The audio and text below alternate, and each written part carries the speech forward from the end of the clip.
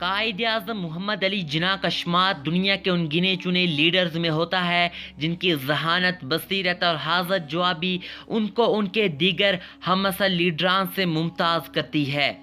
یہ ان کی بہترین قیادت ہی تھی جس کے سبب مسلمان ایک علیحدہ وطن حاصل کرنے میں کامیاب ہو سکے۔ قائد اعظم کی حاضر جوابی کی مثال ان کی پوری زندگی کا جائزہ اگر لیا جائے تو یہ واضح ہوگا کہ اگر پاکستان کو وجود میں لانا ممکن ہو سکا تو اس کی سب سے بڑی وجہ ان کی ذہانت اور بصیرت ہے۔ اس حوالے سے کچھ مثالیں آج ہم آپ کے سامنے پیش کریں گے۔ اس کی ایک مثال ان کے زمانہ طالب علمی میں بھی سامنے آئی جب یونیورسٹی میں دوران طالب علمی ان کے ایک لامذہب استاد نے جب لا دینیت کے نظریے کو اپنے طالب علموں کے سامنے پیش کیا تو قائد اعظم محمد علی جناح ان کے اس نظریے کے خلاف کے دلائل کے انبار لیے اٹھ کھڑے ہوئے اور ہر طریقے سے ان کے اس نظریے کو نہ صرف غلط ثابت کیا بلکہ ان کو لاجواب کر دیا۔ اپنی تقریر کا اختتام ان الفاظ سے کیا جس کے بعد اس استاد کو کچھ بھی کہنے کو نہ بچا۔ میرا نظریہ یہ ہے کہ آپ کے لادینیت کے فلسفے کی بنیاد ہی غلط ہے، اس وجہ سے آپ جو کچھ بھی کہیں گے اس کا حقائق سے دور تک کوئی واسطہ نہیں۔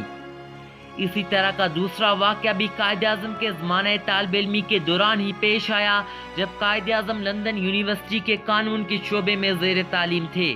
اس دوران ایک تقریب کے دوران قائد اعظم کی نشست ان کے ایک پروفیسر کے ساتھ تھی جو کہ مسلمان ہونے کے سبب قائد اعظم سے سخت نفرت رکھتے تھے۔ جب پروفیسر نے قائد اعظم کو اپنے ساتھ بیٹھا دیکھا تو ان کو مخاطب کرتے ہوئے کہا کہ آپ جانتے ہیں کہ ایک سوار اور ایک پرندہ کبھی ایک جگہ بیٹھ کر نہیں کھا سکتے، جس کے جواب میں قائد اعظم نے وہاں سے اٹھتے ہوئے کہا آپ بے فکر ہو جائیں، میں یہاں سے اٹھ جاتا ہوں۔ قائد اعظم کی موقع فہمی اور حاضر جوابی کا ایک اور واقعہ لکھنؤ سے ممبئی سفر کے دوران پیش آیا جب سفر کے دوران ایک لڑکی قائد اعظم کے کمپارٹمنٹ میں داخل ہوئی اور ان کو تنہا دیکھ کر ان کو لوٹنے کی کوشش کی۔ اس لڑکی نے قائد اعظم سے بار بار مطالبہ کیا کہ اس کے حوالے تمام قیمتی مال و اسباب کر دیں ورنہ دوسری صورت میں وہ گاڑی کی زنجیر کھینچ کر نہ صرف گاڑی روک لے گی بلکہ یہ الزام بھی لگا دے گی کہ قائد اعظم نے اسے دسترازی کی کوشش کی ہے۔